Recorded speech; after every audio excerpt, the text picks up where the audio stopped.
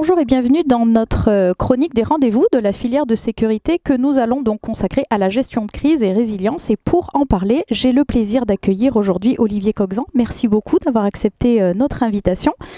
Vous êtes directeur de Secureland Communication chez Airbus. Alors la première question que j'ai envie de vous poser finalement, c'est quel est aujourd'hui l'intérêt, l'utilité d'avoir un réseau dédié en matière de gestion de crise ? Alors si je voulais répondre simplement à cette question, je dirais que c'est les réseaux qui doivent résister, être présents quand plus aucun moyen de communication n'est disponible. Et pour prendre une image, toujours une analogie, c'est un peu la bande d'arrêt d'urgence quand l'autoroute est saturée.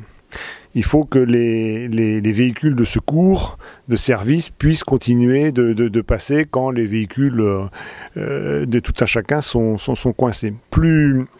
Pas plus sérieusement, mais de manière un peu plus précise, ces réseaux ont été définis, ont été designés et réalisés pour servir les besoins des forces de sécurité et donc rendre à ces utilisateurs les services dans les situations les plus extrêmes. Ils sont donc dimensionnés, conçus pour cela.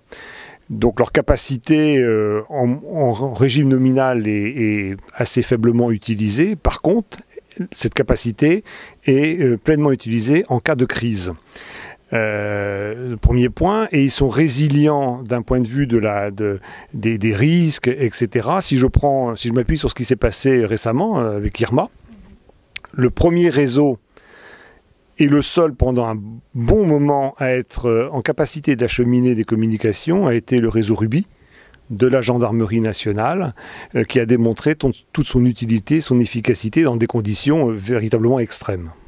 Alors, vous parliez des besoins opérationnels, on parle de conditions extrêmes, et puis on voit aussi que les besoins des opérationnels évoluent très rapidement avec les nouvelles technologies, avec beaucoup de données.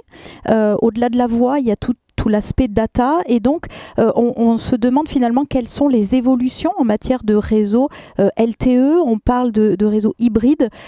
Qu'est-ce que l'on peut dire aujourd'hui, où est-ce qu'on en est? Alors c'est un fait que les usages opérationnels et les modes d'opération des forces de sécurité sont en train d'évoluer. Sont en train d'évoluer vers un tout voix, vers un mix de voix plus données, donc une évolution du voice-centrique vers le data-centrique. Ce que j'indiquais précédemment sur la résilience des réseaux reste une caractéristique fondamentale qu'il convient de conserver sur les moyens de communication des forces de sécurité.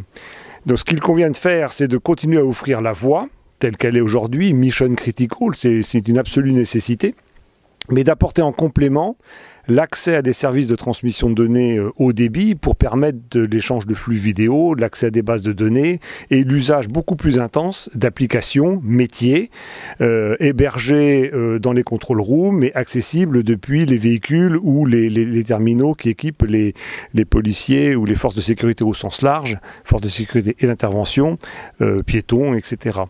Donc pourquoi hybride ? Parce que il s'agit de combiner les deux.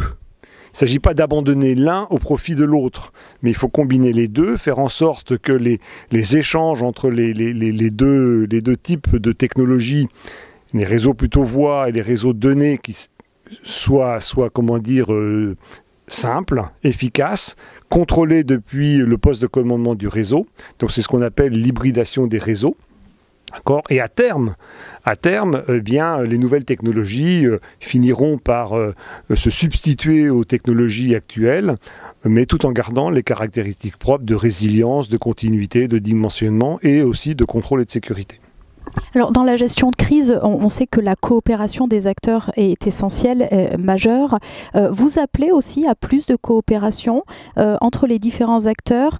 Comment voyez-vous cette dimension coopération pour aller vers plus de résilience ? La coopération des acteurs, elle est essentielle, puisqu'ils participent tous de l'action et de la mission de sécurité. C'est l'une des finalités des réseaux partagés. Et si on regarde ce qui s'est passé en France avec Acropole, puis Antares, le tout regroupé dans l'INPT, mais on pourrait aussi prendre l'exemple de Ruby vis-à-vis des forces de défense, eh bien cette ce partage d'un système de communication permet non seulement des coopérations, par exemple dans le cadre des sapeurs-pompiers ou des SDIS, de coopérer entre eux, alors que c'était plus difficile dans le passé, mais également d'avoir une coopération facilitée et aisée entre les forces de police, les sapeurs-pompiers ou les forces de sécurité civile quand elles interviennent. Et tout ça est permis et rendu possible par l'usage d'un système de communication unique. Alors on peut aller plus loin, parce que d'autres services peuvent bien entendu utiliser également ces systèmes de communication, que ce soit l'administration pénitentiaire, que ce soit les douanes, que ce soit des polices municipales, des services de sécurité privés.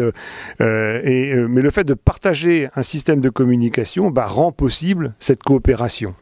Et ça, c'est au niveau, disons, national, mais on peut aussi le voir au niveau transfrontalier, avec les passerelles qui existent entre ces réseaux de communication pour faire des opérations conjointes au niveau des zones frontalières. L'arrivée, on évoquait précédemment des nouvelles solutions pour plus de données, et c'est donc l'usage des technologies LTE qui viennent complémenter les réseaux avec des technologies soit Tetra, soit Tetrapol d'aujourd'hui. Et le fait d'avoir une approche hybride permet aussi d'envisager, et c'est utilisé dans certains pays, d'avoir des utilisateurs qui utilisent un smartphone sur un réseau LTE, mais qui, grâce aux passerelles avec les réseaux de sécurité, eh bien, sont en capacité de communiquer avec des utilisateurs qui, eux, sont sur le réseau de sécurité. Et illustration, ce qu'on connaît par exemple en Finlande, on a des services hospitaliers qui sont en connexion, en communication avec les services de sécurité, les infirmiers et les intervenants du monde de la santé utilisant des smartphones sur les réseaux commerciaux, mais communiquant avec les forces de sécurité qui, elles, sont équipées de dispositifs Tetra dans le cas d'espèces. Alors une dernière question, Olivier Coguin, qui revient sur l'Europe. Il y a des enjeux en matière de gestion de crise, en matière de communication sécurisée qui se passent au niveau européen.